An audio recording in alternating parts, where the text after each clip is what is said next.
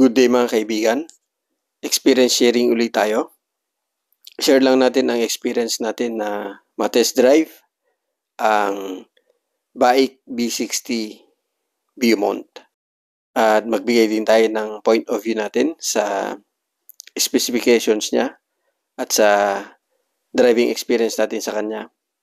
At i-walk around din natin siya or i-review din natin siya. Ito ay isa sa bagong launch na car brand dito sa Pilipinas at nakita natin siya na magandang option. Kumbaga itong B60 Beaumont ay parang Land Cruiser siya or yung Land Cruiser Prado. At pag tignan mo yung loob nito ay napaka ganda or luxurious. Okay, ito yung experience natin sa kanya na nasa obstacle siya, which is yung articulation niya ay napakaganda. Kumbaga ito yung seesaw part ng obstacle at napakaganda at napaka-komportable ng feel mo sa loob ng cabin. Yung kahit nabigla yung pagbaba ng seesaw is napakaganda pa rin ng suspension niya. At ito naman yung leaning angle niya na nakalin siya. Nasa taas yung kabilang gulong at nasa baba yung right side na gulong, which is talagang pinapakita dito ng BAIC na very capable at able itong sasakyan na to. At yung articulation ng suspension niya ay napakaganda. Parehong independent suspension ang front and rear niya kaya napakaganda ng articulation niya. At yung interior niya sa gabi, kung mahilig ka sa mga ambient lighting, is napakaganda ng interior design niya sa gabi. Lalong-lalo na itong mga kulay niya na maganda at matingkad. Pero ako sa experience ko sa sasakyan is mas gusto ko yung konti lang yung lights or ilaw sa loob ng cabin, lalo na pag gabi. Kasi nakakasilaw yun. Yun lang ay through experience lang natin at point of view ko lang yun. Okay, ang next naman na obstacle natin is yung steep angle. So, subukan natin yung capability na tong BAIC B60 Beaumont na 4x4 vehicle dito sa steep angle na approach. Kumbaga, tignan natin yung capability niya sa mga terrain na ganito. Ang isa sa maganda rito mga kaibigan ay napakalinaw nung definition, yung high definition yung screen niya. Kaya kahit hindi mo nakikita yung baba or yung harap is parang kitang-kita mo rin kasi malaki at malinaw yung screen niya. Okay, napakaganda nung downhill assist niya. Very smooth. At pati yung hill ascent niya is very smooth din. Napaka-capable at able nitong sasakyan na to. Ito ay diesel engine nito na 2.0 na meron siyang hybrid assist na battery, which is fuel efficiency ay maganda siya. At yung torque nito is 400 newtons kaya malakas din ang torque nito. Okay, try naman natin siya i-drive at sa flat area lang, flat road. So ang unang napansin natin dito ay napakaganda ng sitting position ng driver sa kanya. Kumbaga, isa siya sa most comfortable driver seat na naupuan ko as a driver. At observe ko ay mas maganda pa yung sitting comfort ng driver seat niya kaysa sa Nissan Patrol. At yun, dumaan tayo sa konting humps, which is yung suspension niya at saka yung gulong lang ang nag-absorb dun sa lubak ng humps. At napakagaan ng steering wheel niya, para kang nagdadrive lang ng isang kotse na maliit. Kumbaga yung laki ng sasakyan nito ay hindi mo ramdam dun sa gaan nung manibela niya. Napakaganda ng right feel niya mga kaibigan. Kumbaga ang pinaka comfortable na sasakyan na drive ko ay yung GAC GS8, Nissan Patrol at yung Chevrolet Tahoe. Sa suspension ay napakaganda ng suspension or ride comfort ng mga sasakyan na yun.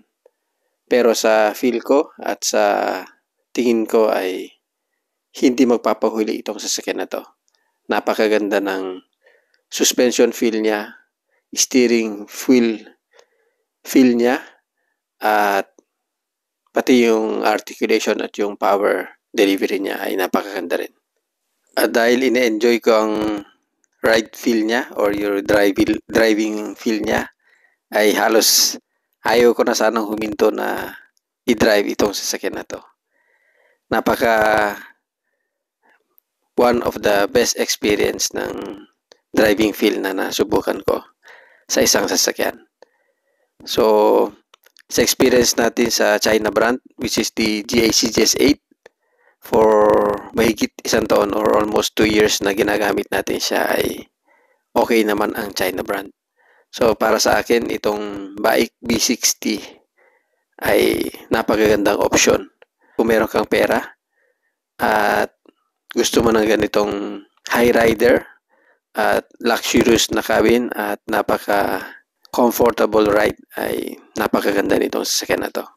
At dahil nabitin tayo, nag-request din tayo na i-test drive natin siya sa regular road or the open city na driving. I-share din natin itong experience natin sa kanya na i-drive siya sa normal condition ng daan, which is city driving. Pero meron din tayong dadaanan dito na mga lubak-lubak na daan or yung sementado pero parang lubak-lubak. Napakaganda rin ng ride feel niya mga kaibigan. Sa features nito mga kaibigan ay halos wala ka nang hahanapin. Halos kompleto sa kanya ang mga top of the line features ng isang sasakyan. Yung luxury na first class leather seats niya, which is isa sa pinakamagandang makuha mo sa kanya. Yung 4-wheel independent comfort suspension niya, front and rear, is napakaganda rin. Active noise cancellation. Kumbaga, hindi mo naririnig yung road noise niya. Meron din siyang 540 degrees panoramic view system. Yung electric panoramic sunroof niya, maganda rin. At ang speaker nito mga kaibigan ay napakaganda. Infinity yung brand.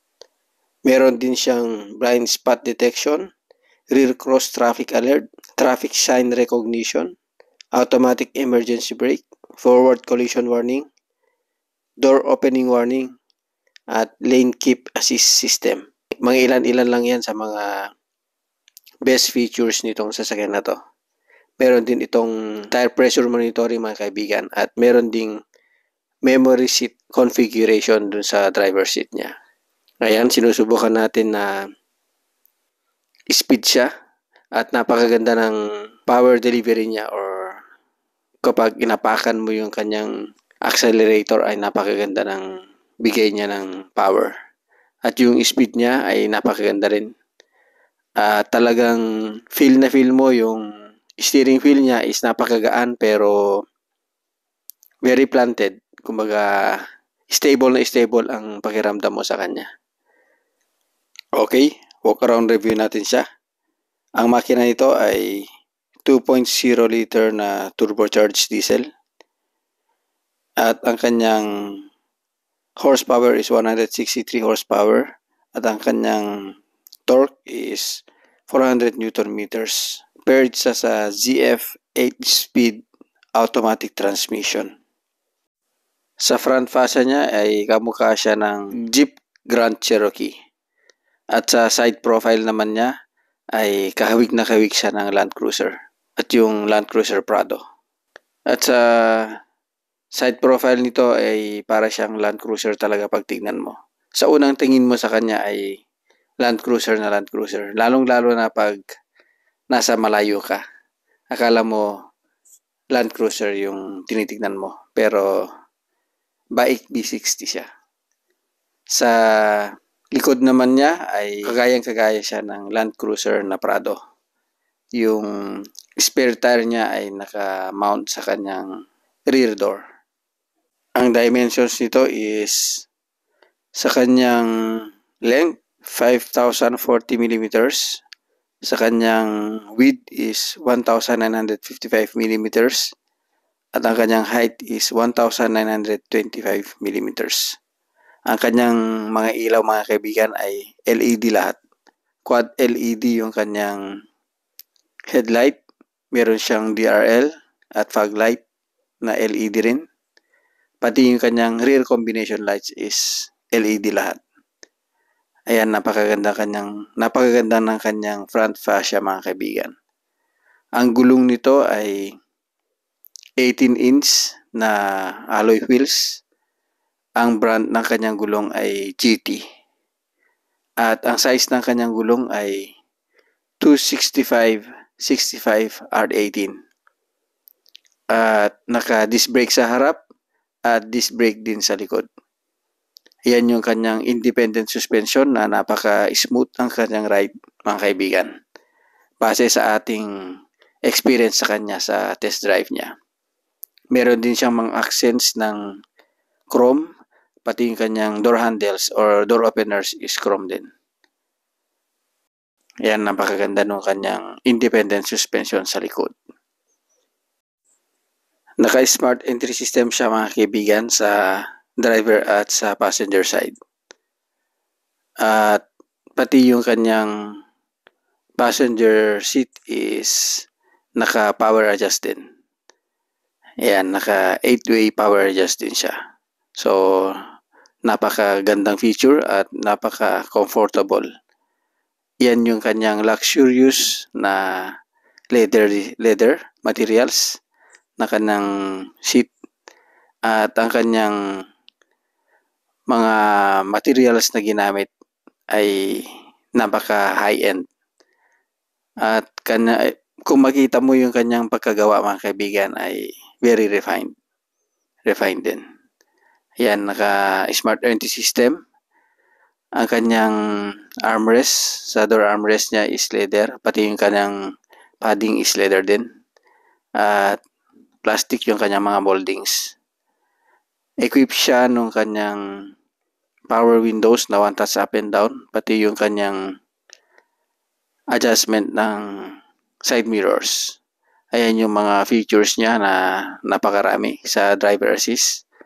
At meron siyang memory seat sa driver seat na tatlong settings ang pwede mong ilagay sa kanya na memory niya. At yan yung upuan niya na very comfortable mga kaibigan base sa experience natin.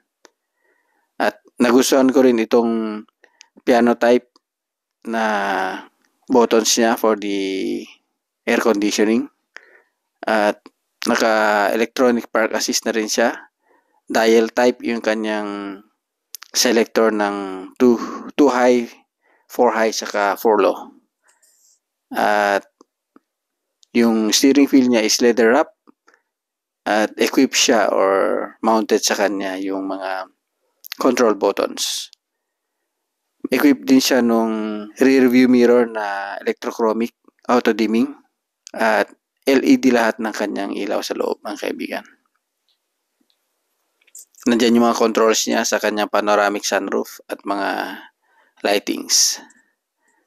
At naka voice command din ito. Meron din siyang aircon vent sa second row at yung napakaganda na 220 volt outlet niya.